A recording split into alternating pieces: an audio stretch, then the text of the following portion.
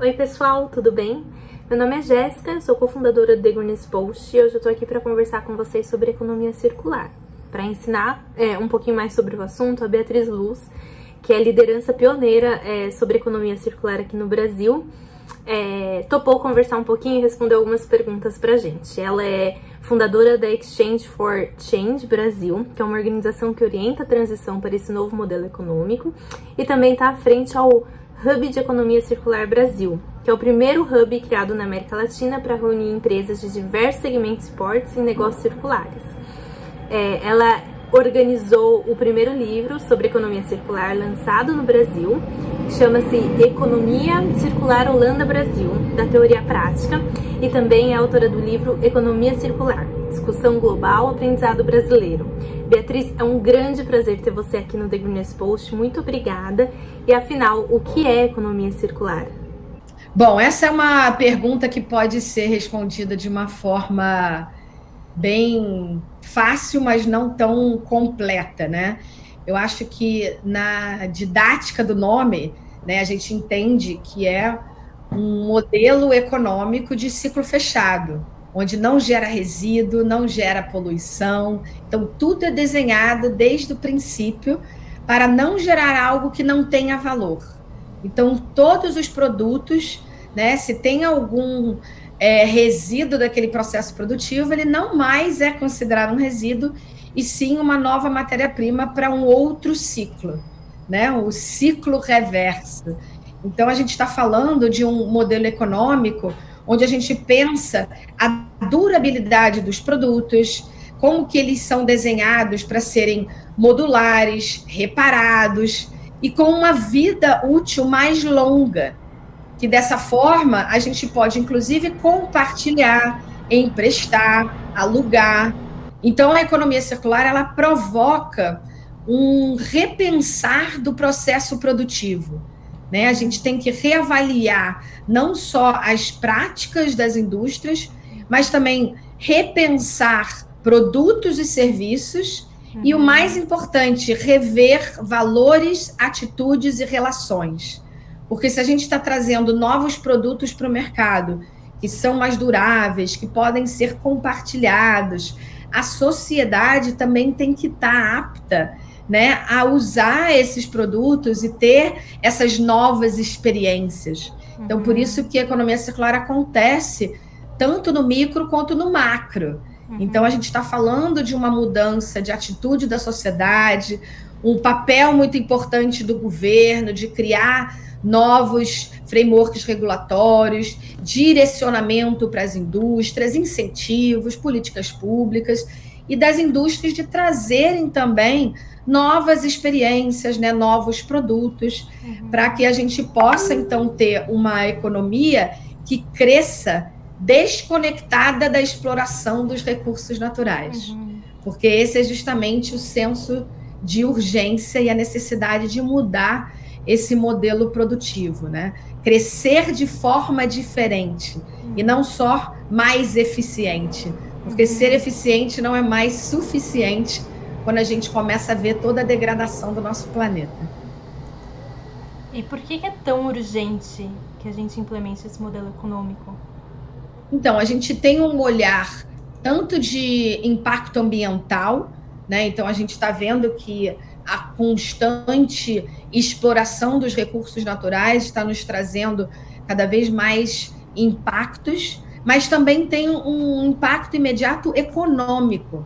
Na medida que a gente tem um processo exploratório cada vez mais intenso, cada vez mais eficiente, a gente não consegue mais evoluir. Então, a otimização dos processos e toda aquela dinâmica que a indústria está acostumada de redução de custo já não é mais atingida, porque a gente já atingiu um limite. Então, a gente começa a ter um risco de suprimento de matéria-prima. Então, uma volatilidade muito alta dos preços, que também é resultante da falta de matéria-prima.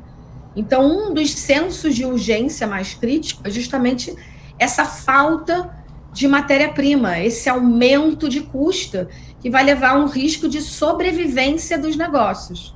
Então, a gente está vendo cada vez mais como que o mundo está interconectado e interdependente.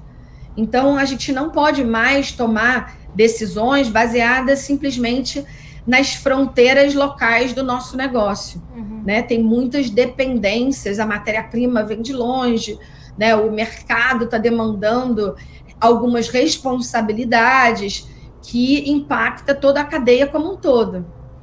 Então, a gente traz muito isso, que o senso de urgência, na verdade, é a sobrevivência do seu negócio.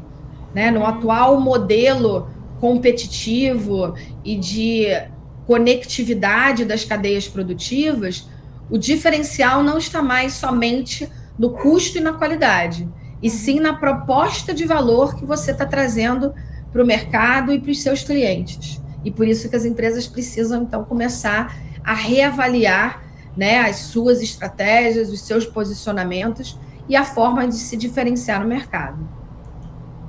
E isso é aplicável para qualquer tipo de indústria?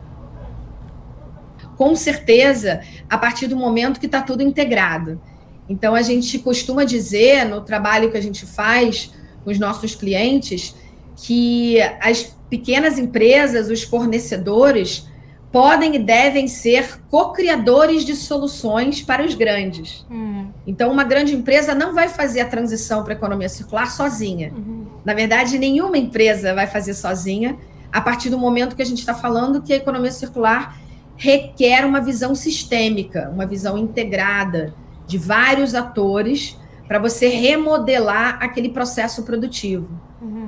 Então, as pequenas e médias empresas, na verdade, são atores de transformação, né, e que vão fazer parte dessa transição, até porque eles podem ter mais agilidade para mudar, para trazer uma matéria-prima nova, mas eles podem não ter tanta força de capital. Então, é aí que a grande empresa pode se unir a pequenas e médias para criar novas soluções verdadeiramente circulares. Como começar? Como que a gente começa a fazer? Eu sou uma pequena empresa ou sou uma grande empresa? Qual que é o primeiro passo? Eu acho que o primeiro passo é adquirir essa consciência da necessidade da mudança. Então, eu digo que quando a empresa começa a entender que esse modelo circular regenerativo vai trazer benefícios econômicos, né, vai garantir a sobrevivência do negócio e, como consequência, resultados positivos ambientais e sociais, é quando ela faz essa transição. Então, a educação é o primeiro passo, né? Tentar entender o seu papel dentro dessa nova economia, mas, ao mesmo tempo, a educação sem ação não há transformação. Então, a gente precisa se unir à nossa cadeia produtiva para realmente fazer esse trabalho de forma conjunta.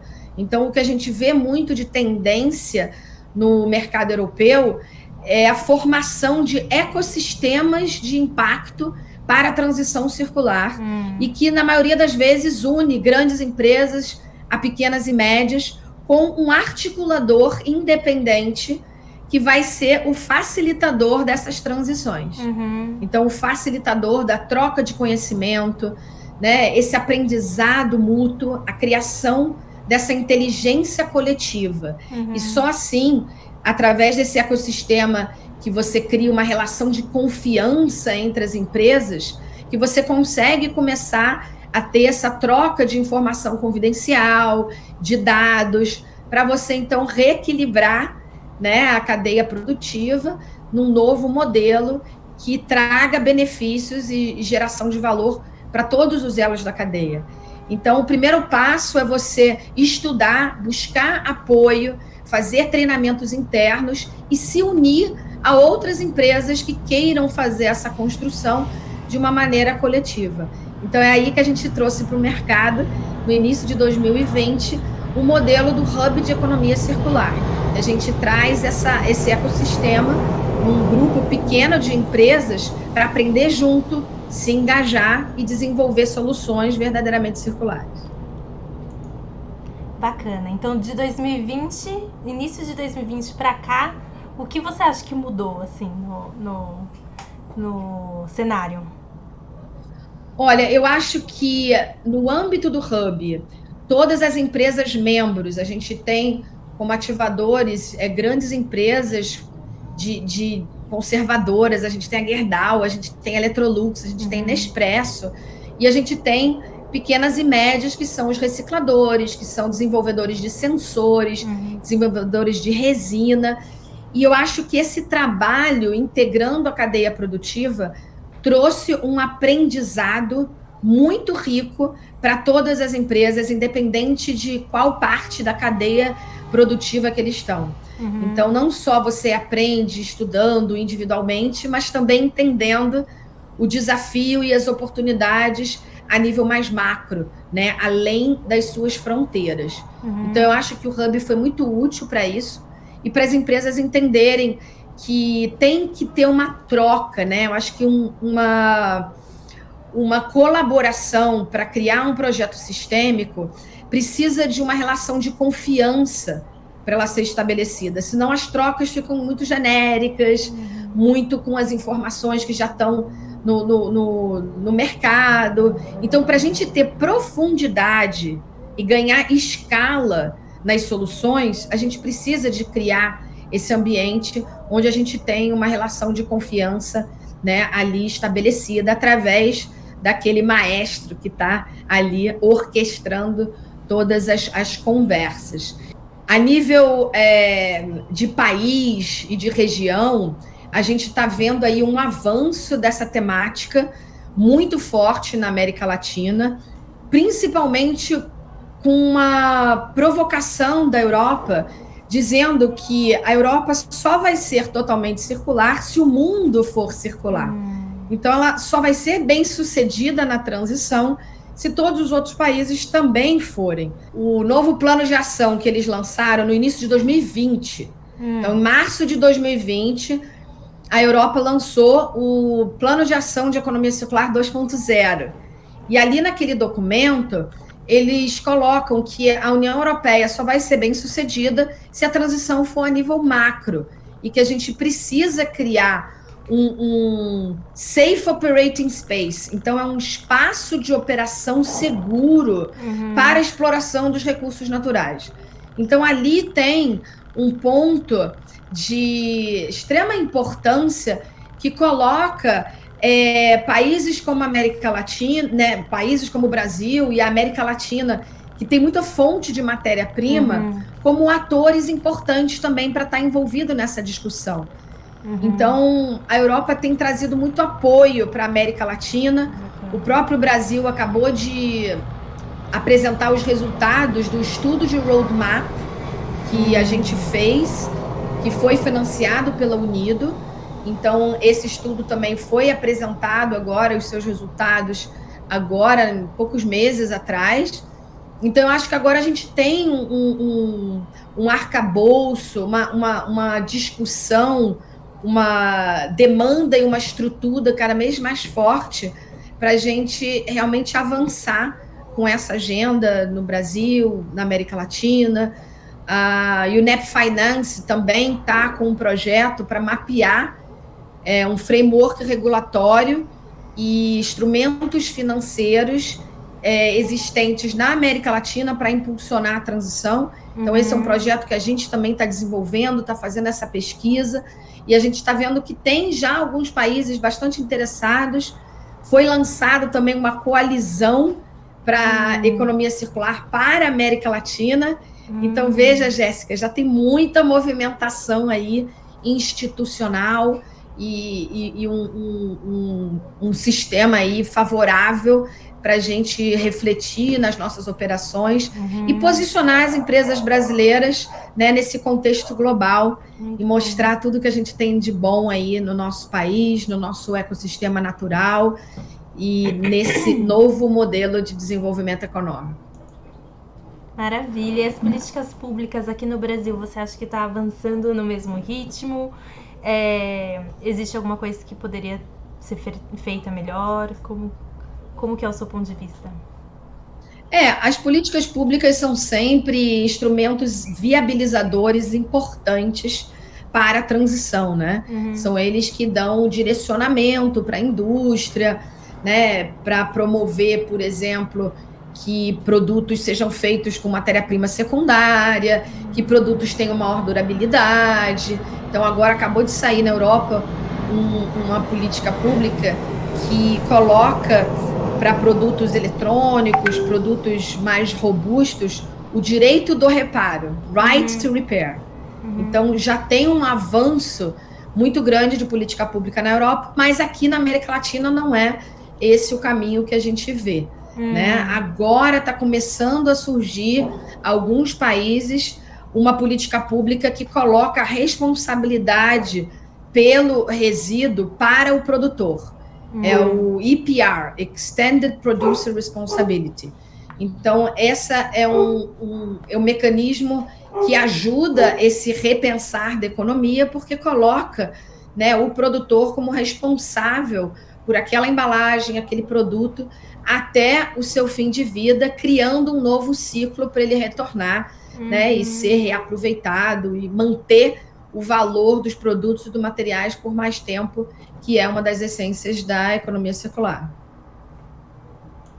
Maravilha, Beatriz. Muito obrigada por essa verdadeira aula sobre economia circular. Foi um grande prazer conversar com você.